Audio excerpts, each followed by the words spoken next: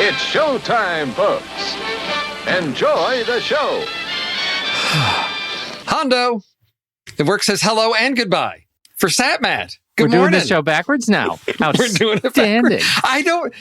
It's a very fine Saturday morning, and Andy's got top of the morning, and none of us have our little intro tagline. So Hondo it up. What does Mandy all have? Over the place? Does Mandy have a thing? Who's Mandy?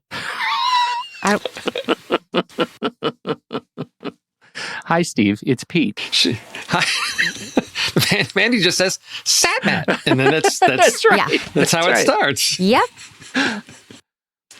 Could you guys keep it down? I'm watching my fantasy football stats. I can't believe we're doing this. This is the second time I've recorded a fantasy football podcast with Mandy, and it's unpleasant. Well, it's Thursday night football, right? How dare there you? is straight up You're shouting the one who occasionally. schedules recordings on Thursday nights. It's not my problem. All right. We'll see you at 4 a.m. on Saturday. We'll I'll start take this that. all over again. Yeah, right. Yep. So if we hear just sudden outbursts in the background, we'll know that things went well for your imaginary team or imaginary team. Okay. We've got the 5-second delay. We got the beeper buzzer for when things go wrong. That's right. I can keep it clean. That's the other Mandy. Why? I'm classy. You are classy. You are classy. So other than being glued to Thursday night football, Mandy, what have you been watching, viewing? I know before your early bedtime, that doesn't give you a lot of time. No, but I've done so much viewing, and I sometimes at the beginning of Satmat, I'm like, I'm a loser. I haven't seen anything. I'm way behind. But now I feel like I'm all hot and topical. I have 2 movies that I have watched. One is Coda, which yay! I know that's a couple months ago, but I finally got to it. I loved it deeply. I was obsessed with sign language my whole life. I actually learned it. You too? Pete? No? You too. I love that. It's the only sign I know. But that's what was awesome. it? I missed it. Well, it's I love you I thought very you were having much. a seizure. It's I love you very much because I've never seen that. This is I love you if you cross your. This is what she does in the movie. It's how I learned this stuff. Oh, she does it out the window to her parents when she's driving away. She does that. I loved it. And then the other movie that I saw and loved, and I know it's controversial, is Dear Evan Hansen. I watched it with my son, and we loved it. And everybody doesn't like it. They are all wrong. I haven't seen it yet. I've decided that because of all the people, I was going to be a sheep, and I say, no, I'm going to go with all the people. I'm not going to pay $19.99 to watch this yet. I'm going to wait until it's free. Pay it. Do it. Really? Yes. As a fan, a legit fan of Dear Evan Hansen, the musical, it does not put you off. No. Okay. I'm a huge fan of the musical. Yeah. They did cut a couple of songs I love. Did they add songs that didn't do 2? any No, good 1 or for 2. you? Yeah. No, they did. They were fine. Okay. It's Pasek and Paul. They know what they're doing. Uh-huh. So I really liked it. And I like a tearjerker. And my son, Casey, was 7 tissues in and he's like, it's so good. That made me so happy because he's never seen it on stage, but he's heard the soundtrack and he knows the story. So he got to realize it. It was great. Did they do all the glass and the mirrors at any point? Was there glass and mirrors of floating text messages at all? No, that is something I missed. How are they going to do that? Right. The movie is more intimate and more about the families and the characters, whereas the play gives you a sense of how this is global and affecting the world because of the multimedia aspect of it, which I love. Yeah. But I think they're different takes, and I don't know why everybody's being so harsh about this. I really liked it. I think don't you think they have found a thing to make fun of and latched on, which is the fact that Platt is too old for high school? I don't know why now it's time to pick on adults playing high school students. Right. I feel like Gabrielle Carteris. Carteris. She was 65 in 90210. Yeah. Somebody mark that down as a potential list. I would like to see movies of the best older people playing high school students. That's a lot for me. I like that. That's all of them, though. I feel but not the best ones, Steve. The best ones. Okay. I feel like that's a thing that just became easy. He became an easy target because he's incredibly talented and sort of a gentle person, and he was easy to kind of latch onto. I'm really relieved because I saw the trailer after. I mean, you and I were texting when the trailer dropped, and I really loved the trailer. And then I got so disappointed when those first reviews came out saying, "Yeah, I didn't really notice it in the trailer, but in the movie, you notice he's like 65." So pick a new age, Pete. Okay, I was so that's wondering, what I've been watching, and I'm joke proud of didn't myself. land in my own head. No, we're just know. waiting. Just wait later on. Third time around, he's gonna land that 65. About 10 minutes from now, and then we're gonna say, genius, pure genius, Mr. Wright. Yes. So see, my issue with Dear Evan Hansen. See, I don't know it at all. My youngest is a big fan of musicals. Loves some of the songs. Has issues with the story. Just not with Ben Platt casting, just the story issues of deception and, what are we really doing? And I don't know enough to weigh in on an opinion on this, but that's her challenge with that of what is this really saying when things are based on a lie? So. Well, based on a lie, and the repercussions are, look, a garden. It's an orchard, Pete. It's an orchard. I got in a big fight with Tommy about it on What's That Smell some weeks ago because he started slamming the exact same thing. He's not a fan. I don't have time for that. I don't have time for Tom. So. Are you saying he's fired from all podcasts here on out? He's fired from my heart. That's what I heard. For the next half hour. He's fired from your heart? Mm-hmm. Only for 65 minutes. There we go. There we go. Nice. All right. I'm an acquired taste. List topic, movies that are 65 minutes long. There we go. All right, Mr. Wright, what have you been entertaining yourself with? Well, I'll tell you, just as a way to follow up, close the loop, take the pin out that I put in it. I did finish Only Murders in the Building, and the final episode. Okay, don't say anything. No. Okay. I know my place. Too. I know my place. You finished too, Mandy? Yes. Oh, well, then majority rules. I don't like Martin Short. Maybe we should ruin it for him. I know, he's too much. Well, Too much? I think that's what we said. I was going to say, we took a chance. We watched the first episode, and I said, this I can handle this. And my wife looked at me and she said, wow, he is not so much this time. And we are having a great time with it. That's written on the poster of Splash 2. It's not so much this time. Oh my gosh. Anyway, the final episode, Mandy, jump in if you disagree. I found the final episode as good. It lived up to the rest of the season. I really, really enjoyed it. We've had a great time with that show, and I have since been binging one of the better fan podcasts that seems to be very closely aligned to Hulu and the production and the writers. Writers are on every week, actors are on every week. It's really fantastic. I'll put the link in the show notes if anybody's interested. It's one of those where at the end of every episode of the podcast, they put they open their like little secret envelopes that they licked the week before to see what clues they were right about and not right. And so it's been really fun to listen to that show. I would totally listen to that. The other thing that I have been watching most recently is the first hour of Dune. I know. Wait, what? Yeah. How are you watching the first hour of Dune? It dropped at 6 p.m. Eastern time.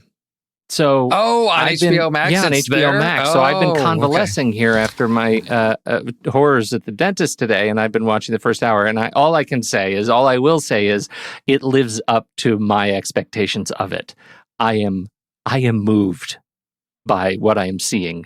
Denis Villeneuve is right for these kinds of properties, and it makes me want to go back and watch Blade Runner 2049 again, and then watch Dune again immediately after. Like I just love it. I can't wait to. I've got another hour and 34 minutes or something left. So you're not going to go out to see it on a big screen at all. I'm not. I should. You're the problem. You're the problem because they're going to look at box times. That's important. I love that, but the fact of the matter is, I'm still feel like this is on eggshells in terms of do we get part 2? I know that there was, it's been, box office records over in Europe. Is it going to do it in the States? And that's my fear is, again, with this whole HBO Max, is it going to have a negative impact on box office? And then do they not take into consideration people that are watching it when making decisions on, do we do part 2? Do we fund part 2 based on box office revenue solely and not looking at streams. I think they are going to look at streams. I think they have no choice but to look at streams. I think that if they've learned nothing from ScarJo, they have to look at streams and include streams in the conversation. They are people who are, smarter than us in that experience. And they just have, it's not like they're just throwing away Dune on HBO Max. It's a decision that they made many, many months ago. And now they're probably saying, okay, we regret it a little bit. But also, I'm really relieved that I can see it. And I love watching on my home system. I love it. I like it most. It is my most favorite of things. That's what I've decided. So you don't like people, is what you're saying. You don't like that communal experience? Oh, Steve, that is settled science. I think we knew that about Pete all along. But we had a theater that had Cheetos popcorn. Oh. And that's the thing I miss the most from the pandemic. It's Cheetos popcorn with my son. Wait a minute. It's a mix of cheddar popcorn and Cheetos. They had it at our theater. Wow. Steve, I think Mandy's story here is a great example of why it's okay to watch at home. Because you can make your own Cheetos popcorn. Like a real problem for a culture. Wow. What she didn't tell you came at me from different angles, but Did both. You see that? I got it. Yeah. Yes. Yeah. Mm-hmm. What are you watching, Steve? What am I watching? I'm watching not much because I'm in a real busy season at work, but we did, as I did say, we did start Only Murders in the Building. And then I did a little bit of like nostalgia watching, visiting with a friend that I don't want to get into because it may tie into the game a little bit and all of that. But I am looking forward to Dune this weekend. And I think, it's there's not much there for me to contribute. And I want to go from Pete's point about HBO Max and counting the streams into this story about churn and return, about this trend of companies getting upset and all hurt about the fact that particular generations of people like to subscribe for a month or two, cancel, for a while, come back and subscribe. Whereas some of the older folk are of the mindset of, well, once I subscribe to something, I just stick with that until I die. So this churn and return. You are a churner and a returner, aren't you, right? Steve? Yes, I am. And I have no problem with that. It's the fact that they're trying to, at least from the article, tried to cast aspersions, a negative light on people that would do that. I thought, no, they're managing their finances. And the fact that they're saying, the streamers are losing out on the revenue when people do this churn and return. I said, well, then do something smart. Do what Criterion did, which is, hey, you can pay this amount per month, or we'll give you a significant discount if you just pay all at once. And I know there are many services that do that. Dropbox is one that does that. Just pay once. We'll give you 15, 20% off. And you're not going to have to deal with this whole monthly thing, and you're saving some money. And they're guaranteeing their revenue. So I get hit once a year in March for my Criterion. And then why would I cancel? It's already paid for the whole year. I've made that decision, a commitment for a year. If Netflix were to do that and say, you could pay $15 a month, or we'll give it to you at a discounted rate of $99 for the year, then they've got that guaranteed revenue and they don't have to worry about churn and return. I would be a churner and a returner, except I have early onset dementia and I don't remember what I've signed up for or how to log in or out of anything. So I'm probably subscribed to everything and I don't even know it. So Pete, do you still communicate to Mandy via her AOL address? Is that something that she's Earthlink? It's Earthlink. Earthlink? Okay. I think this is actually I guess I approach it from more the content optimist, right? Because what I think the patterns that are coming out are, we're seeing more of the sort of cherry picking kind of. I think Apple wants to be like a tastemaker, right? They want to be HBO 1995, and so we're seeing some nice nice bits there. We had a wonderful. I'll put the link in the show notes, a viral piece where we had Rob McElhenney FaceTiming Anthony Hopkins to announce that seasons 3 and 4 of Mythic Quest have been re-upped because Anthony Hopkins did a bit in the finale of Mythic Quest. Anthony Hopkins was like, "Oh, Ron, this is great, Mr. Quest. Did I have a thing to do with that?" And then another call comes in, and it's Jason Sudeikis, and he says, "Hey, Anthony Hopkins," and Anthony says, "Hey, do you have a part for me on Ted Lasso?" And Sudeikis says, "Hey, T-Man, we would love you to audition. And it cuts to it cuts to the screen, and it says this, and this is the important part. I have to give away the whole joke in order to say the title card at the end says Mythic Quest seasons 3 and 4 coming back in 2022, before season 3 of Ted Lasso. After season 2, right? They're actually pitching the staged release that they are building. And we're seeing Disney Plus do that. We're seeing with all the Marvel and properties, Star Wars properties. The staged approach is what's going to keep people sticking around. If they can keep the big tentpole pieces coming, it's great. It's a problem in a lot of other areas, right? Content overload and all that sort of stuff. But it's why you get HBO Max paying the kind of money they pay for example, the Friends reunion. Pay bonkers for the Friends reunion. Why? It's not a scripted TV show. It's just a sentimental love fest. But you know what it did? It got us starting at episode 1, watching the entire run of Friends on HBO Max and not canceling. And so those kinds of decisions, those staged release decisions, I think we're going to see more of them. I think it's totally unfair to cast any sort of dispersions on the younger generations for managing their money properly. You know what? Right. Keep our attention. Keep me. I'm the 65-year-old one on the show. Yes. Keep me interested in the stuff that you're releasing, and we won't churn and have to return. Well played, Pete. Exactly. I had a little bit of a rant. I'm sorry, you guys. It's okay. You're allowed that as a grumpy old man. Thank you. So speaking of content that would keep people engaged, and we talk about generations and what their nostalgia is. And Mandy, what is this about a Breakfast Club sequel? Now, this is not really a Breakfast Club sequel, right? They're not doing this because I know that there was a Ferris Bueller 2 script like a decade ago that was floating around. I phrased it that way on the coda to get you guys intrigued. It was clickbait. Yeah. It was excellent clickbait. Okay, so it was just this article on The Hollywood Reporter. They interviewed Anthony Michael Hall, who is in something new and fresh and impressive, and I can't remember what it is. And they asked him about, we always heard rumors about a Breakfast Club sequel. What was the truth behind all those rumors? And sadly, he said the last time he spoke to John Hughes, they had a falling out and didn't speak for years and years before John Hughes sadly passed. But he said that John Hughes pitched it to him and to other castmates that they would revisit the gang, potentially in college or potentially in their 20s and 30s. And they would all be very different than they were in high school. And we would get to know them. It almost sounded like 7 Up, the series, the doc series that I love so much, but with Breakfast Club. And that sounds god-awful to me. I was like, no, John Hughes and at all. Just leave it. Leave this spectacular piece of perfect film. Just let it lie. I think I'm a bit of a flibbertigibbet on all this stuff because as the oldest person on the show, that's a joke. I think that I think I've become okay with it, with all the reboots and rehashes. I think I'm okay with it. I was really angry about it some months back, and we did a show, and I don't know, I got upset about something. I don't even remember what it was now.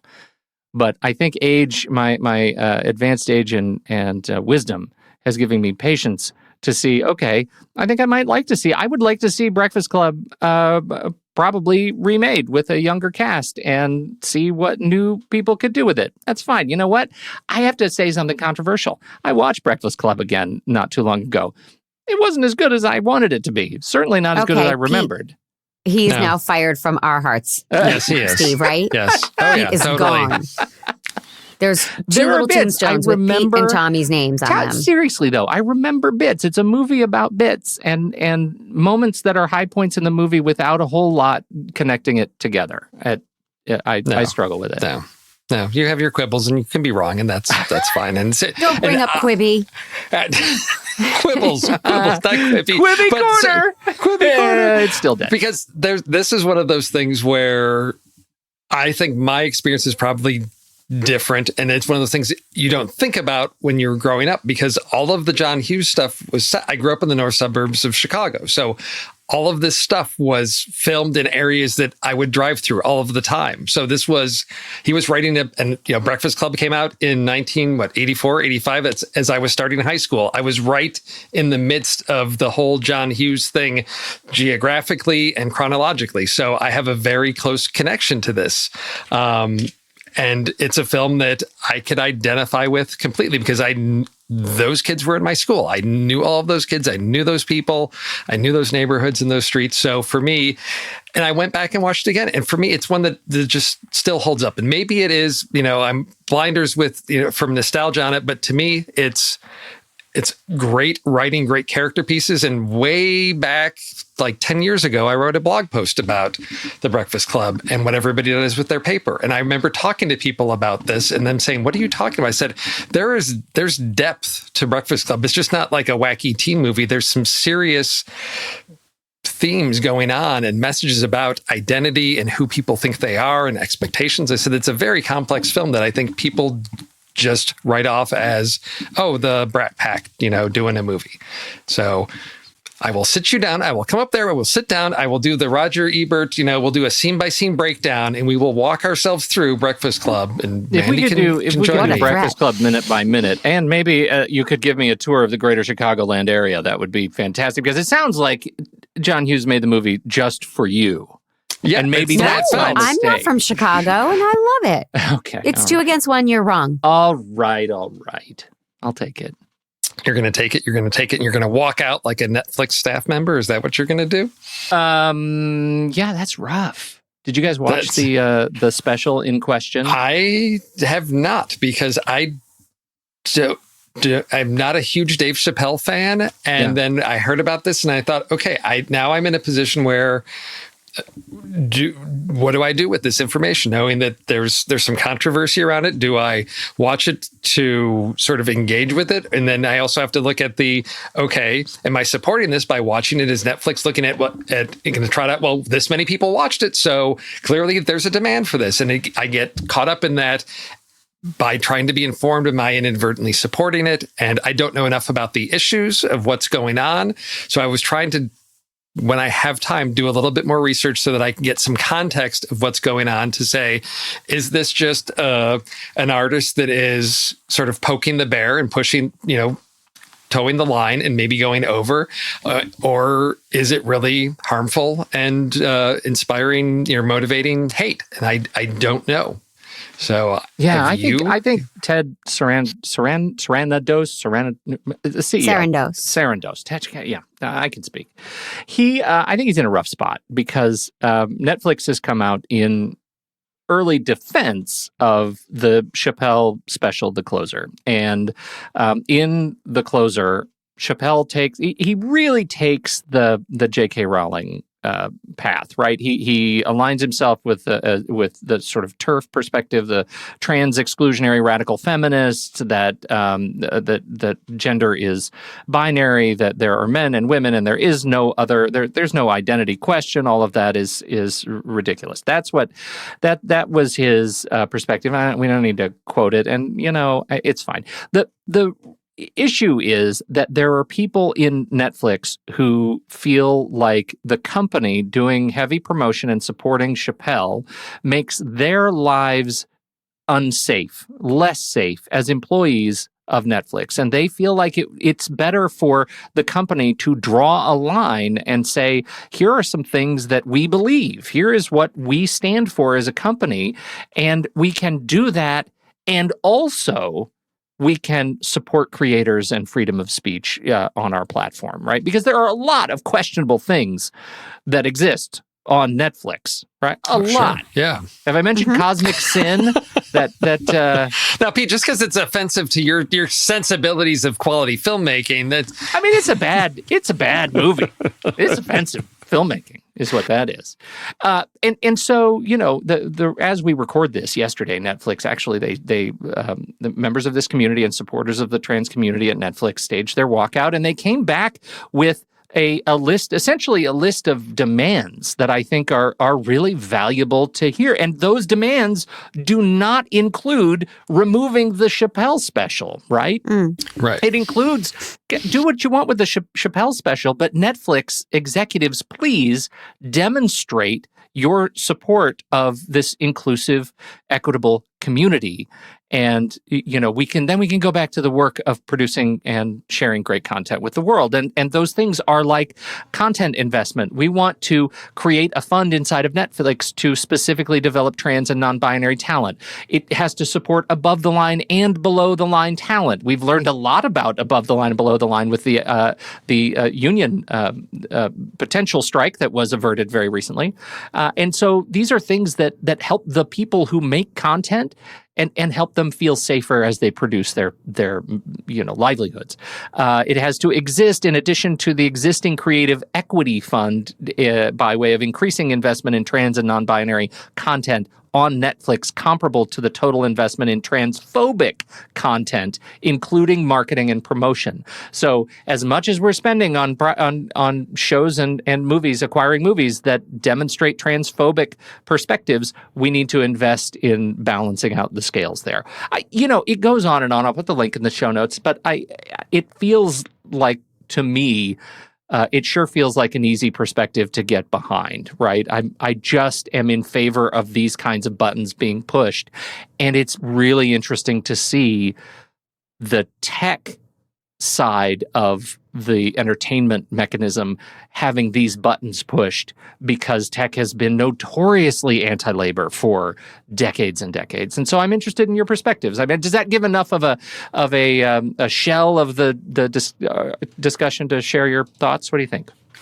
Well, I was going to say this, Pete, this reminds me of the conversation that you and Andy and I had, was that 2 years ago when the Oscars did their whole overhaul and created basically some categories, requirements, things like this that they were implementing, again, in the spirit of, we need to get more voices to the table. And so, sort of skimming through this, I see you're exactly right. They're not saying we demand this be taken down. We ask that things be labeled that could be, triggering or, just basically flagging some content so that, and people watch that, they know that it may contain specific content.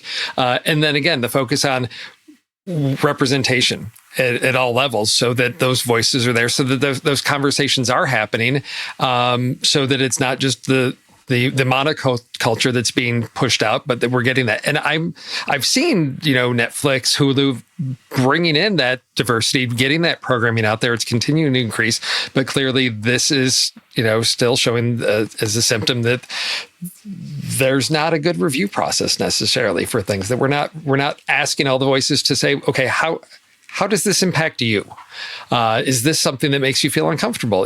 Getting that there. And I think it's not censorship. It's just being more attuned to the diversity and viewership out there, and having that being reflected at all levels in the company. So I don't see this as something to, again, like I said, it's not going to impact whether or not I choose to view a Dave Chappelle special, because I'm not a huge fan. It's not anything I was likely to do. And I'm not one that's going, want to just watch the, disaster show of like, I want to watch it to see what he says. No, this tells me, okay, I may not agree with some of the things he says. That helps me make that choice.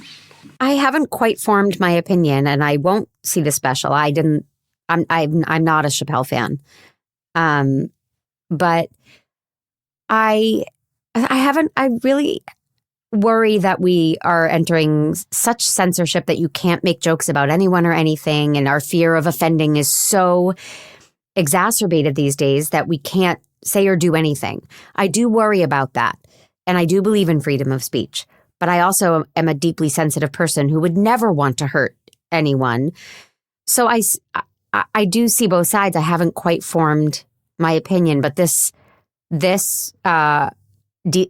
walkout that the things they're asking for seem quite reasonable and inclusive, rather than trying to exclude anybody. So, well, and I think that's really important, because I'm with you. I feel like I am against cancel culture, right? I don't I don't like this, like where we have gone. The pendulum has swung really far. Mm-hmm. But why I think this is different is specifically that they didn't ask for the content to be removed, right? Mm-hmm. This is not about canceling Dave Chappelle at all, right? Because there's lots of stuff on the platform that is probably worth evaluating if that's the line we're going to draw, right? Right. Mm-hmm. And they don't want to, this group doesn't appear to want that to happen. They want to push further dialogue and push further content creation that actually supports a community that is underrepresented in Hollywood, in right. production. And I think that's where the line is different for me, and why I think it's a little bit easier to get behind, because they're not about canceling anybody. They're not about throwing a fit about a specific comedian to have them blacklisted. They're about just let's make sure that the company, and this is so much about Netflix culture, that the company is aware that there is brewing resentment toward leadership and management being available to talk about issues of importance. And this was the button they had to push, the lever they had to pull, right? I mean, I think that's worth noting. I'm not canceling my Netflix subscription over this. This is not what it's about.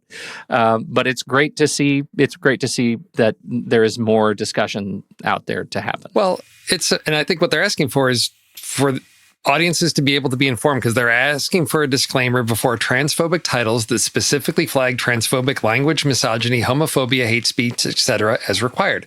To me, that's just about informing the viewership. It's the same reason of why I would look at a PG-13 movie when my kids were young and say, okay, why is this PG-13? Let me be informed as a viewer to say, is this appropriate for my kids? Yes or no? That content advisory can tell me that. If it's extreme violence, I may say, no, I don't want my 11-year-old to see that. Oh, it's just for it's smoking and some mild swearing. Okay, then I can do that. And that's what I see this as is, again, not so much cancel culture, which I really hate that phrase. And I've read an article that said it's really about you reap what you sow. So if you're going to do something, you're going to just reap the consequences. They're not canceling. You just, are getting the consequences of doing something that's outside the norms of society. But for here, it's about just being informed so that a trans person can be scrolling through and say, oh, this is something that's probably going to be upsetting to me. I'm going to choose not to watch that. Just as any other segment of society, they can feel on the margins, can say, okay, this is not for me. And that's where we've gotten to through the diversity of voices, is entertainment that is specific to different audiences that may be offensive to others for a variety of reasons. Doesn't mean that it shouldn't be there, but let people be aware of what it is that they're going to be exposed to. So they can say, that's upsetting to me. That's offensive to me. I choose not to. Nobody's, asking for taking it down. And again, I don't see it as censorship, more as more transparency. Yeah. So that we can say, hey, that's well put. Yeah. And that's where I think Sarmento is himself in a bit of a bind, because he came out and said, no, at this point, we're not going to put a flag on the front of the disclaimer on the front of the show. And that's also a line, thankfully, in the sand. So we'll see. Right. Well, and that's what, what Disney they got some attention for that from their older content to say this contains outdated stereotypes so that people know, yeah, I'm going to go watch Dumbo, and they're not going to edit that. They're going to present it as it was and let people know, yeah, there's stuff in here that's offensive nowadays. Just so you know. Versus, editing it out. But then I don't understand the whole, cover Daryl Hannah's butt with hair, post. But I didn't understand the flashlight gun replacement in E.T. I don't understand any of that stuff. Yes, I know. I will plug, if you're not up to speed on we mentioned the IATSE labor stuff. We did. Andy Nelson and myself and Mandy Fabian joined Matthew Fox on their Ethical Panda podcast last week. I'll put a link in the show notes if you're interested in hearing from the perspective, especially Mandy. I mean, we all brought our B games, but Mandy really brought her A game as somebody she representing. Knows her stuff. She really knows her stuff, and the rest of us are not currently in the union and are union days are behind us. So she had a lot to share and teach, which was really valuable. So we'll put that link in the show notes if you're interested. And that takes us to the next segment in the show, which is trailers. I had to do the theme song. Yeah, you have to do the theme song. So although it's really is it a song? It's not even really a jingle. Artistic? It will be when I put a cymbal crash at the end of it. Okay, Thank you. there we go. Well, Pete, us old timers were late to the game, and Mandy got in there first with her I was trailer. just going to say, hey, Steve, could you remind me who got in there first? Yeah, I will. Well, ladies first. This is a bloomin' onion of complexity for me, because not only did Mandy get in there first, which frankly is fairly predictable, but what she picked blows my mind. Yeah. Yep. I am pandering. So, my son and I saw a movie about 3 years ago, maybe one of the last movies we saw in the theater, called Playing with Fire. Andy Fickman directed, starring John Cena as like an uptight fire chief, and one of my all-time biggest crushes, Keegan-Michael Key, as his funny sidekick. We love this movie. It really introduced me to John Cena. And he was in Trainwreck and he was funny. And now I have a real soft spot for John Cena. So I saw his face on a trailer and I was going to pick it no matter what. It is not a movie. I'm breaking the rules. It is an HBO Max series. And it is called The Peacemaker. You're a born killer with expertise in every weapon known to humankind. I'm giving you the chance to stay out of prison and work for me. Kill people. Bad people. This is hardcore. Be a handler in the field. John Economist, Tech and Tactics. And this is our new recruit, Ade Bayo. You don't have to shoot people after you already killed them. Right. Who's the guy that's peeking out behind the trash can? Vigilantes, trying to be helpful. Hey! There's something about him that's sad. Hey, Dad. How did my sperm go into a Nancy boy like you? No, lately I'm just like a maniac. Hey, no! That's because we're born killers. What separates us from other killers is we only kill bad people. Usually. Unless there's a mistake. You use being a jerk as a way to push people away. You suck at PowerPoint. But if you would just drop that, people actually might like you. So I showed Casey the trailer, and it is hard to just determine if it's too mature for him or not, but it is basically a comedy superhero series starring the very hilarious and in his undies, John Cena. And it looks cool, and it looks diverse, and it looks fun, and tons of action. And I might actually try to watch it with Casey if Common Sense Media says it's okay. What did you guys think? You didn't see the Suicide Squad? No. Okay. All right. That's it. That's important for us to know, I think. Right. Because you love this, because this is a spinoff of the Suicide Squad and John Cena's character in the Suicide Squad. And I thought he was underused in the Suicide Squad. He is a funny addition to that movie. And so I am delighted that he actually gets play on in a series. I am delighted because as soon as that eagle puts its wings around his shoulders and he says, "Get my phone," I can't move. It's hugging me. It's hilarious. Yes. But they introduced the whole team, and it's a team that got way underused in the movie as well. Like we see some of those similar faces, and they have real agency in this show is a delight. I think it's great. That was the master plan all along, perhaps. Yeah. Oh yeah. Now, they played me. I'm surprised you didn't watch the Suicide Squad because, as I recall, someone brought that trailer and you said, "Oh, I might watch this movie." Yeah, but I don't mean it when I say that. Okay. Because I thought, oh, she watched the Suicide Squad. No. Fell in love with John Cena's character and is so excited about this little spin-off I had no idea series. this was a pre-existing character. Suicide Squad seemed like it might be too violent and dark for me. Even though there was some funny in the trailer, it didn't. It's a lot. Yeah. Yes. Yeah. Okay. Which is why I'm surprised, because I think that it may be slightly lighter in tone, but his character's got a dark side to it. So I'm curious to see where they go with this. Well, it'll be interesting to see because he has quite a mouth. Do you watch a lot of the mouthy stuff with Casey? With Casey? We do PG-13 with him, and we don't mind some swear words, but if it's like over the top, we won't do it. Okay. All right. Please let me know how that goes. Yeah, that's right. I'm not sure. There's no rating because it's TV.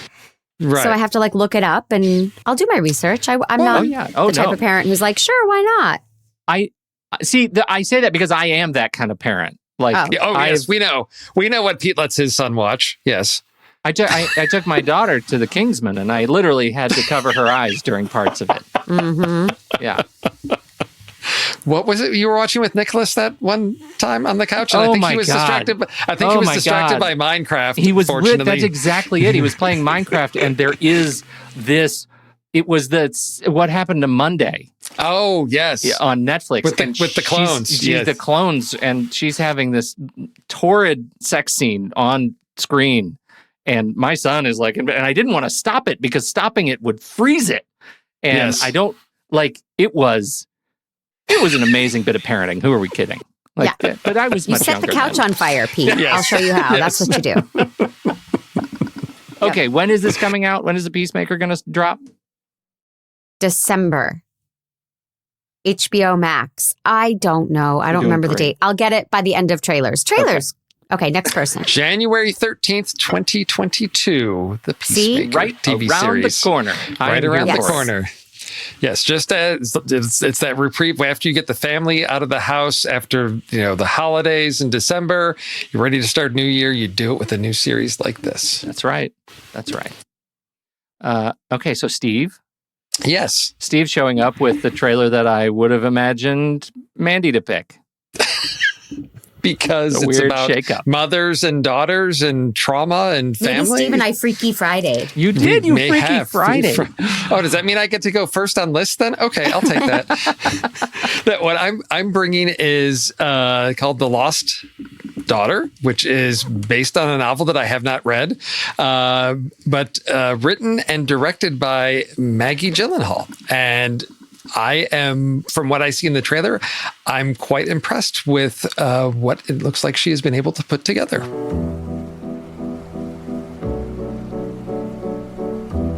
Miss Caruso, welcome. Thank you.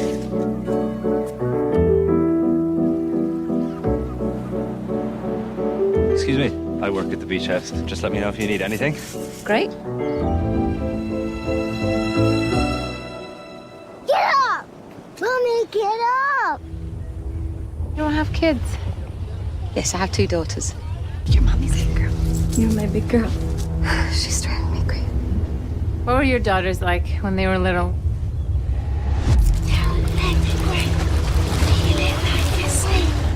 I can't remember much, actually.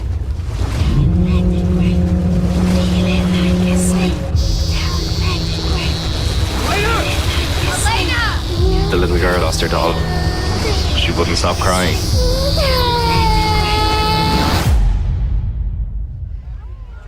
Children are a crushing responsibility. Happy birthday. So this is Olivia Colman, Dakota Johnson, and Jessie Buckley. And Jessie Buckley is an actress that I always... when I see her, I think, what is it? Where have I seen her before? Where have I seen her before? And she was the star of a film that JJ and I talked about on Trailer Rewind, that the title eludes me right now, about a young musician. Wild Rose. Thank you, Pete. You're welcome. That's great. And there was one when we talked about that, we thought this is a talent to keep an eye on. So I'm excited to see her appearing in this with such a great cast. It looks like some type of dark, twisted thriller. I don't know what's going on. I love this trailer because it's not giving me too much to go on other than Olivia Colman's got some dark, shady mystery in her past, and somehow it's going to connect to what's going on with Dakota Johnson and her daughter in the present. Well, I just want to say again about about Jessie Buckley, that not only did she do Wild Rose, which you talked about, she also did I'm Thinking of Ending Things. She was in I'm Thinking of Ending Things. And she was Lyudmila Gnatenko in Chernobyl. Chernobyl, I could watch that 1,000 times. Yes. Amazing. So she is all over the place right now. So I thought this looked terrific. Terrific, I tell you. I think it's weird and threatening, and it's got a whole sort of single white female kind of vibe going for it. I like that whole, I'm addicted to you and I'm gonna stalk you kind of movie. That's something that I could really get behind. So I thought it looked terrific. And Olivia Colman, can she do wrong? She cannot. That's right. That is right. Again. But you know who can do wrong? Dakota Johnson. I am a staunch anti-Dakota Johnson person. Is it because she's a lip biter? Yes. Thank you for remembering. Nailed it. Yep. I don't think she's got any talent. So I'm curious. And here's what I thought. I thought this is a movie I would see. Totally a genre I enjoy. I really like Maggie Gyllenhaal, and I'm excited to see her directorial debut. I thought the trailer out-trailered itself. It was too much with the music. It sounded like the Kronos Quartet on strings. It was very like, look how intense and creepy this movie is going to be, and we're not going to tell you anything. And I was like, calm down, trailer. Just take a breath and show me a little of the movie so I could... I really disliked the trailer. And doing SatMat, I've realized, I've said that a couple times, that I think the trailers sometimes don't serve the movie. So I will see this movie. I'm excited by it, but I would like to have a talk with whoever produced the trailer. Okay, well, we'll track that down. We'll get that info to you so you can go stalk them outside their house, wherever they are, after you see this on Netflix on December 31st, or it looks like there may be a short theatrical release December 17th. So I know Netflix sometimes does that, of put something in the theaters and then the wider release online. Yes. And it's clearly they're trying to get Oscar buzz by releasing it on December 17th. And it has already been nominated for awards, I guess. So it is. Yes. Yeah. I think Dakota Johnson is the one who got the. I mean, does the MTV Movie Awards? Do they give one for best lip biting awards? Yes, I think that's the MTV Movie Awards, right? Best lip biting to convey emotions. Yep. Yeah. Yes. Yeah. All right. Or deep thought. But I did love Peanut Butter Falcon like a lot. Yes, I loved it a lot. I loved it too, not as much as you did. And Bad Times at the El Royale. I really enjoyed that movie. Mandy, I think you and Casey would enjoy Peanut Butter Falcon. It is a really good family movie to sit down and watch. Yes. It keeps check that out. Falling off of my brain, my early onset dementia. I am a sucker for treasure hunting movies. Like adventure, treasure hunting, Raiders of the Lost Ark. Like I love it. I love the treasure hunting movies. And I didn't pick that trailer. So this is kind of a bonus pick because I have to tell you how excited I am about Uncharted, which is the video game adaptation with Tom Holland in it. Now, it also has Mark Wahlberg, so your mileage may vary. That's the first trailer I want to talk about. And then Kyle sent me a note, and he said, I picked your trailer. And so I have to now say my official for the record trailer is Being the Ricardos. I am the biggest asset in the portfolio of the Columbia Broadcasting System. Quiet, please. The biggest asset in the portfolio of Philip Morris Tobacco Westinghouse. Roll sound. Let's do our show. I get paid a fortune to do exactly what I love doing. They got their money's worth. Pictures up. I work side by side with my husband, who is genuinely impressed by me. And all I have to do to keep it is kill for 36 weeks in a row. Come on, let's go. And then do it again the next year. You know, I did this show so Desi and I could be together. Ladies and gentlemen, enjoy the show. And action. I had no idea it was going to be a hit.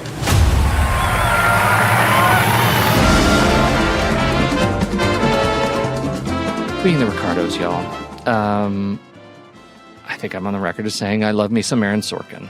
big fan of some Aaron Sorkin. I really am. I like the walk and talks. And I think this is going to have us some walk and talks. I particularly like walk and talks over Hollywood sets. And I think that this movie, being the Ricardos, stands to sell exactly what releases that perfect dose of dopamine. Because not only do I feel like I was actually, I should have pursued working in a studio, and I also should have been born in 1930. Those are settled facts about my life. I am a man out of time. I should have been on this set. It is the story of Lucy and Desi as they face a crisis that could end their careers and another that could end their marriage. I don't know if you knew this, but Lucy and Desi had a rocky go of it for some years, and this is that story. But even better, J.K. Simmons is in it, Javier Bardem is in it, Nicole Kidman's in it. When it cuts to her stepping on the grapes and she turns her face, did you believe that was her? Yeah. It was so quick. Yeah. I thought it was actually Lucy footage. I did too. It's not? No, it's her. Oh, I got to watch it again. It's great. I really object to this casting. Why? I really do. Why? Nicole Kidman is inherently not funny and not wide-eyed and not Lucy at all. Who should it have been? And you can't say yourself. Deborah Messing. Oh, Did you see that episode? I could see that. You're right. I did. And I feel like that was her way of like dressing like Catwoman and stalking the studio like Sean Young. Yeah.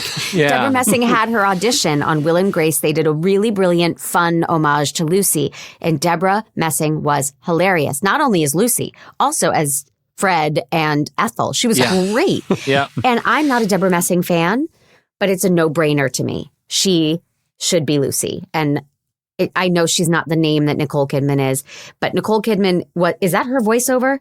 Not sounding at all like Lucy, sounding like a breathy Australian trying to cover her accent. I am not on board with this casting.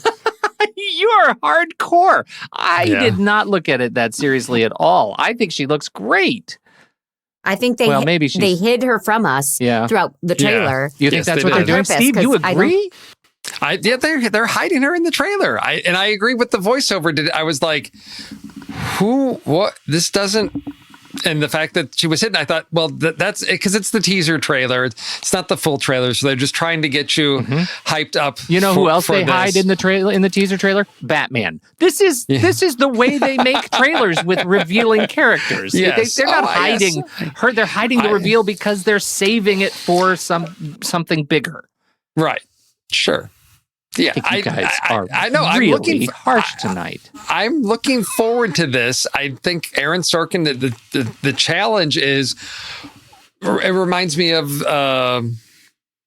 Steve Jobs, right? With such a huge story, how can you fit that into 2 hours? What specific story do you tell? Because you're either spanning, decades, or you've got to really focus in on something key. So the description says they face a crisis that could end their careers and another that could end their marriage. So to me, it seems like he's really leaning into specific moments, something like that. So I'm excited about that rather than typical biopic of how they became who they were, all of that stuff. So that's what intrigues me, is getting really into some character stuff here with this story. Yeah. I've struggled with Sorkin since Steve Jobs. I didn't care so much for Steve Jobs. Molly's Game was kind of a middle ground for me. And so being the Ricardos, is it going to be a swing like Moneyball was a swing? Because Moneyball is one of my very favorites, or Social Network, which I really, really enjoyed. Studio 60. I love Studio. I know I'm kind of an island, but I love Studio 60. I'm right there with you on Studio 60. Yeah. West Wing, Sports Night, American President. All of those things. Malice. You ask me if I have a God complex. I am a god. I think that stuff is fantastic. So I guess I'm open to being disappointed. I'm the grateful recipient of life's unfairness. But the trailer, I think, looks good. When do we get to see it, Pete? I don't know. Does it even matter now? December 10th. December 10th, Mr. Wright. It's coming. December 10th. Right around the corner. Yes, there we are. All right. Games. We have a game. We have like 120% of a game. I've got a full game and then a piece that I couldn't fit in, so I don't know what to do with that. So the one game is short, but deep, and so I got to do some prep work, and I'm going to take it slowly. This isn't going to be rapid fire questions at you. This is put on your thinking caps, and we're going to go slow on this one because this is a game called Which Witch. Is this a spooky game? I will describe a movie that has the word witch somewhere in the title, but I will replace key parts of the description with sandwich ingredients. So to give the correct answer, you must replace the word witch in the title with sandwich to earn 1 point. Or if you replace the word witch in the title with the exact type of sandwich that I'm hinting you at with the clues, you can get 2 points. So I feel like I just had a stroke. So for example... No, I got it. It's food and movies. I'm all in. All right. Yeah. For example, if there was a movie named Pete and Mandy versus the Witches, and I said, 2 famous podcasters find themselves battling peanut butter after raising the ire of a young group of jelly practitioners, for 1 point, you might say, oh, that's Pete and Mandy versus the Sandwiches. Or for 2 points, because you looked at the clues and said, oh, there's peanut butter in there, there's jelly in there. Okay, it's Pete and Mandy versus the Witches, but it's a sandwich. But what kind of sandwich? It is Pete and Mandy versus the peanut butter and jelly sandwiches. Mm-hmm. But at some point, there's going to be a real movie in there. Mm-hmm. It's not just Pete and Mandy in the kitchen.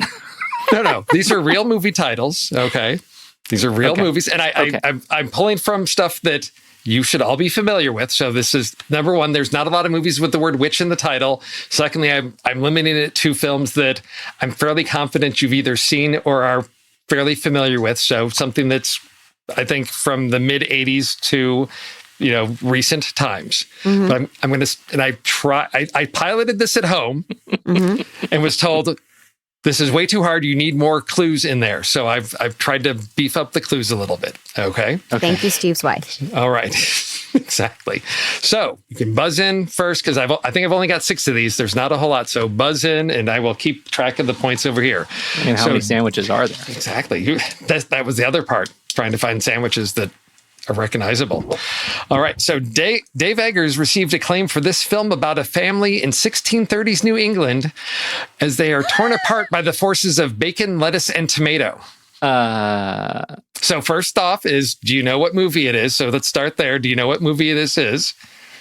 The clue is that there is a word witch is somewhere in the title, and this is about a family in 1630s New England torn apart by the forces of bacon, lettuce, and tomato. Now, bacon and lettuce and tomato are not actually the true part of the description. There are other words, but I substituted those words for them. The Soho thing? The last night in Soho? No, that's... Okay, but now substitute... The BLT. There's the movie. Yes, the BLT. Okay. There you go. All right. Are you getting the gist of this? I get the gist of it. I get it now. Yes. Okay. All right. It's pretty obvious when witch is in the title, and it is the title. I feel like I vapor locked a little bit. All right. Okay. Yes. Go. So in this 2009 film, The Rock stars as a Las Vegas cabbie that enlists the help of a marshmallow fluff expert to protect 2 siblings with paranormal powers from the clutches of an organization that wants to use the kids for their peanut butter plans. Mandy. Yes, Mandy. Race to Fluffernutter Mountain. Yes! There you are. It's Race to? I thought it was Escape From. That's not what The Rock did? He did Race to. Race to. There we go. Well done. There you go. Fluffernutter. Wow. I know. Okay. All right. In this film, adapted from a Roald Dahl book, a boy stumbles onto a cheese convention and must stop them even after he has been turned into toast. Mandy. Yes, Mandy? I don't know how to do it. The grilled cheese, it's The Twitches, right? The Twitches is the book. Right. Grilled cheeses. Yes, we could do the grilled cheeses or the grilled cheese sandwiches would be correct. Yes, there you go. Mandy's all about the witches. I'm all about sandwiches. I've never heard of that or seen really. It. I have no idea what that is. I think we may be on even territory in this one. Okay. 3 film students vanish after traveling into a Swiss cheese forest to film a documentary about corned beef, Mandy. leaving only sauerkraut and Russian dressing behind. The Reuben Sandwich Project. The Blair Reuben Sandwich Project. Yes. That was And that Reubens was are my all-time favorite. I'm a connoisseur. I can't believe you. I can't believe that was Frank the perfect. Tank. Frank the Tank. Okay. All right. Okay. All right. Based on a C.S. Lewis novel, this story follows 4 kids that travel through mayonnaise to the land of chopped chicken and learn of their destiny to free the land from celery with the guidance of a mystical lion. Wait, Pete. Yes. The lion, the chicken salad sandwich, and the wardrobe. Yes. That breaks my brain in some very unpredicted ways. Okay. Wow. Right. This film from 1987 is about 3 single women Mandy. No way. Yes. Do you know what the sandwich is? No, not yet. Okay. I'll go egg salad. I'll go the egg salad sandwiches of Eastwick. No. Damn. It's about 3 single women in a pork and ham village that have their pickles granted at a cost. Cuban sandwiches of Eastwick. Yes. I've been waiting for Witches of Eastwick. That's the one I thought of before this started. Okay. There we are. Do you know what I feel like right now? You know what I feel like? I feel like you, Steve, on our listen to the logo music game. Yes, exactly. I feel about as accomplished in that one. Well done, Mandy. Okay, well, there's a chance to redeem yourself. Well, there's redemption. I've got a bonus thing. I've got a little bonus thing called Sandwich, which I've taken 3 witch movies and I've mashed them together. Now, these are witch films that don't have witch in the title, so I couldn't fit them into the witch game. But they're about witches. But they're about witches. And so I found a way to sort of weave them together. And so there's 3 witch movies in here. Okay. So let's see if you can name them. So listen for the whole thing before you buzz in, because there's 3 films to identify. A newcomer to a Catholic prep high school falls in with a trio of outcast teenage girls who practice witchcraft. 2 of them are witch sisters raised by their eccentric aunts, and they face a curse threatening to prevent them from ever finding lasting love. And one of these sisters is unknowingly cast in an upcoming television remake of a classic sitcom. I got one. What have you got? Of them. I think it's The Craft. Yes. Okay. That's the first one. That's the Catholic prep high school. Harry Potter? No. Witch sisters raised by their eccentric aunts face a curse threatening to prevent them ever finding lasting love. Practical Magic. There you go. Oh. One of these sisters, and this is where I kept my casting the same, one of those sisters is also unknowingly cast in an upcoming television remake of a classic sitcom. Bewitched. Yes. Oh, for crying out loud. We got Nicole Kidman as 2 witches in that one. Yes. Man. Pete don't know his witches. I don't. That's fine. I knew the Sandra Bullock factor was going to come into play there as well. So of course I know Practical Magic. Of course you do. Yes. I wonder if I've seen it. With Nicole Kidman and Sandra Bullock and directed by Griffin Diane Dunn. Wiest and Stockard Channing, right? Yeah. Yes. All right. Well, there's Witch and Sandwiches and Maybe I made up Diane Wiest. Yeah. Stockard Channing for sure. All right. That was awesome. And it broke my head. You didn't win. It broke your head. No, I lost handily. Mandily. I lost Mandily. You lost Mandily. And so now we know a lot about Reuben sandwiches and Mandy. There we go. What's next? What's next? What do we do next? I think we talk about housekeeping. If you're not a member but would like to become one, just head over to thenextreel.com/membership. The most it'll cost you is $5 a month. Members get access to live streams as we record. Hello, live stream. Early access to shows in your very own personal podcast feed. Hello, personal podcast feed. And access to the super secret member channels in Discord, member bonus episodes, and even stickers. Stickers. Pete, I have not received my sticker. When are our members receiving their stickers? Stickers. I have so many. Hold on. stickers. 65-year-old Pete is using his hanky. Oh, he's got the stickers. Okay. Oh, there we are. Stickers. There we go.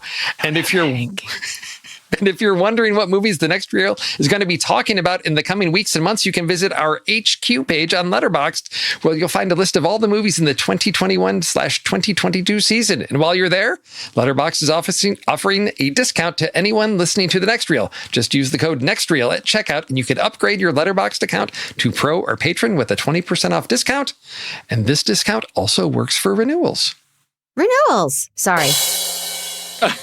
Now we're on to the Rob Cabasco Memorial Lists Challenge. Ah, yes, where lists go to die. I take offense. I am a fan of those step-up movies, and I don't know what your issues were with Rob and his step-up movie list. Our issues were just that the joke didn't land quite the way he intended it to. No disrespect to the step-up movie. A little disrespect to the step-up movies. All right. And also, he's an incredibly good sport, so... We had some. All right. So list. We are talking about the things that Pete burdened us with last week, which is best fake movies inside other movies. And so as I recall, the movies actually had to be, they were in production. It wasn't just, oh, this person's an actor, but we had to actually see some aspect of the film that is the film inside the film, right? Whether it's shown, it's in production. There's some aspects of we see the film within a film. Yeah, and it could be, okay. I think it could be either they're making the film, right, or you're watching somebody watching the film. Okay. I'm going to start with a steal. I'm pretty confident. Okay. We'll see. It is the fourth in the brilliant Christopher Guest. It's not a trilogy. It's a fourlogy. Quadrology. He did Waiting for Guffman. Then he did Best in Show. Then he did Mighty Wind. And then he did a Hollywood spoof called For Your Consideration. Pete is nodding. Steal, right? Home for Purim. Yep. Home for Purim. Now, this movie's not as good as those first three that I mentioned. I feel like they just got a little bit worse each time. But For Your Consideration is still hilarious because it's all of that gang. And they are making what they hope is an Oscar contender, Home for Purim. Yeah. And there it is. It's a funny gag, and the song is amazing. So is it a steal? No? It wasn't actually a steal. It was on my list as a backup, like if my others were taken. But at this point now, I don't think my others will be taken. Really? We shall see. Steve? We shall see. Okay. So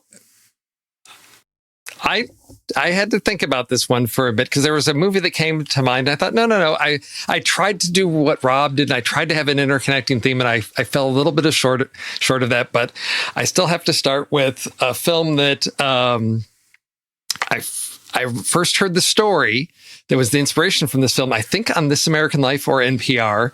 And then it became a movie starring Matthew Broderick and Alec Baldwin in a story about what happens when the FBI gets involved in a fake movie production when they're trying to get the mob for racketeering when it comes to the trucks that are used on movie productions. In the film The Last Shot, where Matthew Broderick is making his film Arizona, that they're shooting out somewhere in New Jersey, I believe. I remember that movie. It's cute. Yes. It's cute. Good one. It is a good one.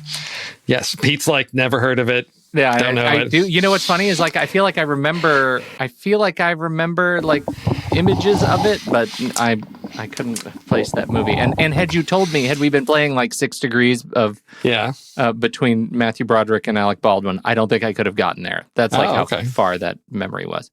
All right, my first pick. I sort of can't believe this one didn't get grabbed right away. It is To Be or Not to Be. Not to Be. Of course, it is Hamlet, as portrayed by Arnold Schwarzenegger in The Last Action Hero. Oh. Okay, yes. And you have to get that Hamlet right, Hamilet. Oh. That's very important. That was one came to mind. Yes, it's been a while since I've seen that one. It's a good one. There's so many great movie in a movie things going on in that film. Totally. There's so many. So many. But that was an easy one to get because there are a couple of movies that I have on the list that are full of other movies. So trying to. All right. Mandy? Mandy. I'm going to go real classic here. Okay. And I'm going to give you a visual clue. So you're welcome, anybody watching the live stream. Are we ready? Yes. Yes, yes, yes. No, no, no. And I love that movie. It's Stinging. Oh, 1952's Singing in the Rain. Yes, it is, because it's, what was it called? The Dueling Cavaliers. Cavaliers, yes. Oh, wow. Yeah. I love that. I'm hanging with people who know that. Do you know why that one is so great? It's because I can't tell that story until the end, because there might be another steal in there. Okay. All right. Oh, that's a good one. Yeah. All right. Yeah. So next up on my list is I think, oft-forgotten David Mamet film with an enormous cast of a cast that is descending on a small town in New England to film a story, film a movie called The Old Mill, when the old mill in town happened to have burned down, 40 years ago in State and Maine, also starring Alec Baldwin. And Sarah Jessica Parker. So that would be your way to Matthew Broderick. Boom. Yes, done. there we go. What is your third pick? What could it be? I know this movie has been picked so many times, but it's like one of my very, very favorite movies. And it is an action movie. It's a comic movie. It stars an actor named Lucas Lee in movies like Let's Hope There's a Heaven, or Action Doctor, or The Game Is Over Too. One Good Cop is Finished Fooling Around Again, or Lucas Lee is Thrilled to Be Here. I'm, of course, talking about the clip played in the movie Scott Pilgrim vs. the World. Lucas Lee, you just don't exist, where he says the classic line, the first click you hear is me hanging up, and the second click is me pulling the trigger. Chris Evans, Scott Pilgrim versus the World. That's picked like 7,000 times, but that's the first thing I thought of, is that camera coming around with the giant hole in the telephone box. Telephone box? Phone booth. Yeah, telephone box. We can call that. 65. All right, Mandy, how are you going to close this list off? Because you've got a stellar list going. Okay. I'm going to use a friend's film that I just thought of as we were talking. So picture it. There's a slightly shady preacher who says he can rid the human body of spirits, and a film crew follows him to a small town where there's a creepy-ass teenage girl crawling all around and writhing all around in a little movie starring one of my dearest friends in the world, Patrick Fabian. It is called The Last Exorcism. Yes. Oh. Right? Film crew. Yes. Making a movie. Yeah. You get it. And he's so good in it. And he keeps looking at the camera and winking. And he's so despicable, but you care about him. And it's great. It's a great performance. Yeah, that's a great pick. Thank you. Excellent. Okay, Steve. All right. This is my last chance. There's no way you're going to get this. There's no way you're going to steal. No, I'm not, because I'm doing what I normally do is I try to include a film that we've discussed on another show. Oh, good. And so, yes. So I had to pick a film that a good segment of this, and perhaps I think most people's favorite segment, or one that made them laugh the most, is watching that scene where they're filming Merrily We Dance, as we just can't get through the line of "'Twere so simple." Would that it were so simple. Say it trippingly. Would that it were so simple. In Hail Caesar. That is awesome. That is awesome, because that's what I was trying to think of with Singing in the Rain and the Dueling Cavalier, because when she first starts talking on set, and she says they're working that line, and that line really stuck with me. Pierre, you shouldn't have come. Roundabout. Oh, Pierre, you shouldn't have come. I can't make love to a bush. Yes. Classic. Okay. Yep. That's a great pick. So, Hail Caesar. Hail Caesar. Outstanding. Oh, you've already done it there. Okay. All All right, good. Then I get my last pick. I was driving down the road today, and I was talking to Andy, and he was trying to shove movies that I should talk about in this list, and that got me thinking of one that he didn't know and hasn't even seen, and I think it's a crime, and it's a crime for so many reasons. It's a film from 1978, and I think you know me. If there's one thing I like in my male action stars, it's a healthy dose of alcoholism and drug addiction. And that's what you get with Burt Reynolds and Jan Michael Vincent together in Hooper. Hal Needham's film, Hooper, about an aging Hollywood stuntman who is trying to prove he's still got what it takes, and they jump a rocket-powered Trans Am over this giant bridge in the climax of this movie as they're making the movie The Spy Who Laughed at Danger. And I love this. I have such great memories of this movie, and not enough people have seen it. It is just one of those, probably terrible, but I don't know. I love it. Hooper, 1978. It's a 6.4 on the IMDb scale, so that's good. That's a good sign. It's worth seeing. Pete, you have earned a gold star.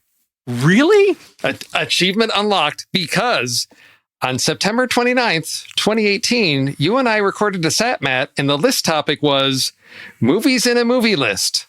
And you did not pick any of the same movies that you picked back in 2018. Wow. Your list was Be Kind, Rewind, Bowfinger, and The Purple Rose of Cairo. My list was Cinema Paradiso, Matinee, and America's Sweethearts. Outstanding. Steve, look at your research. I am impressed. Yes. Well, because when I heard this, I said, I got to pick Matinee. And then I went in to see, had Matinee been picked before? And I was like, it was. And I was like, I thought we did a movie in a movie list because that's the only reason I would think of Matinee. And then I looked, and yes, there it was. Yeah. And I think those films on our list back then still hold up. I still love watching that scene in America's Sweethearts when Christopher Walken screens his disaster of a film that he has pieced together without them knowing. It's genius. Genius. It is genius. Mandy, did you have any backups? The only backup I had came from Casey, and I don't know that it really qualifies, but he was proud that he thought of it. And it was Spaceballs, because they're watching the movie. Yes. In the movie. They're watching their own movie? They're watching their own movie in the movie. That is a great pick. That is an excellent pick. Yeah. He's a genius. Yes. Yeah, right. All right. Anything that wasn't on your prior list? And yeah, I do. 14 Fists of McCluskey. Anybody? No? Once Upon a Time in Hollywood. And Gandhi 2, No More Mr. Passive Resistance. He's out to kick some butt. And that one's from UHF. UHF. Yes. Of course, there were the dueling Scorcher Hexology.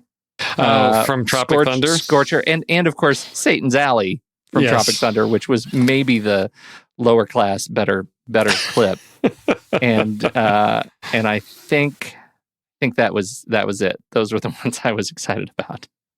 Did you? So speaking, I did not. I did not have any other backups. But since you brought up Tropic Thunder, have either of you seen the House of Gucci trailer out there? I've seen the trailer. I haven't. So you've seen Jared Leto is in that and is nearly unrecognizable. And as I saw that trailer, I leaned over to my brother and I said, when did Jared Leto become Robert Downey Jr.'s character from Tropic Thunder, where he is so immersed in a role that he is unrecognizable now? And the answer to that is like 15, 20 years ago. Yeah, really, pretty much. I know. Right. I thought for a while, I thought it was just okay, occasional. No, it's just, that's where he is now. Yes. Tug Speedman. Yeah.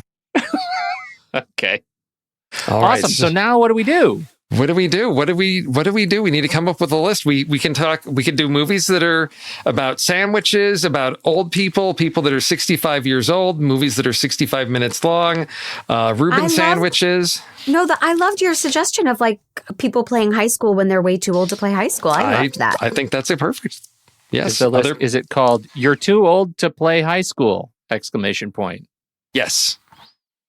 The Ben Platt list. The Ben. We just call it we just relabel this as the Ben Platt Memorial List Challenge. There we go. Do we need limits?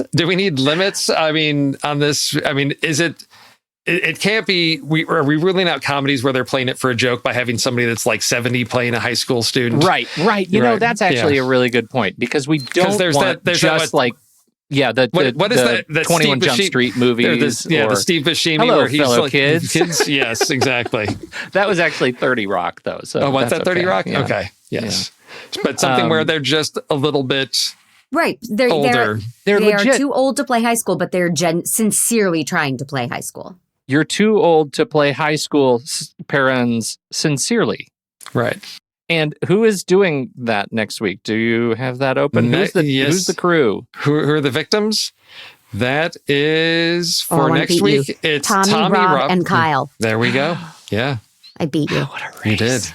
Tommy, Rob, and Kyle. So they're going to have to come up with actors who are sincerely playing high school, and they shouldn't. Yes. Okay. Okay. Good mix. Thanks for tuning in, everyone. We have to do what's going on in our respective lives. Mandy, what is going on your shows? The Man Cave is hot and exciting, and I am forcing Mandy Fabian to watch something she will absolutely hate, and we have to watch it together in the same room, so sparks will fly next week on The Man Cave. We're coming up, it is, most people are listening to this, it is Monday. What just went live this week? Oh, this week was, we talk about Suspect, a true crime podcast. Oh, outstanding. Yes. That's important. Yeah. The next reel, we're doing, my goodness, what are we doing this week? We're still in the middle of our 10-year anniversary films, and this one was made 10 years ago, and Miranda July is an exceptional dialoguist. I love the way she writes dialogue, and the movie comes off the rails. It is a bonkers little relationship film, and there's a talking moon. And it should absolutely not be on any list. It titled Save the Cat. Okay. I said it. It's out. All right. The future. Okay. Go watch it. Steve, what do you got going on? We are entering the final phase of this season of Trailer Rewind because I believe Skin is dropping soon-ish or did. Wednesday. Okay. Yep. That's the first in our sort of look at systemic racism in America, for lack of a better way to describe it. So we've got that one. Then we'll be following that one up, so later this month. It'll be November. In November, we'll be finishing up with If Beale Street Could Talk and Antebellum before going on hiatus and then coming back strong in the new year. So tune in for that final trio of films. Hendrik Miller, real wrong. Yes. Last three movies. Yes, we are.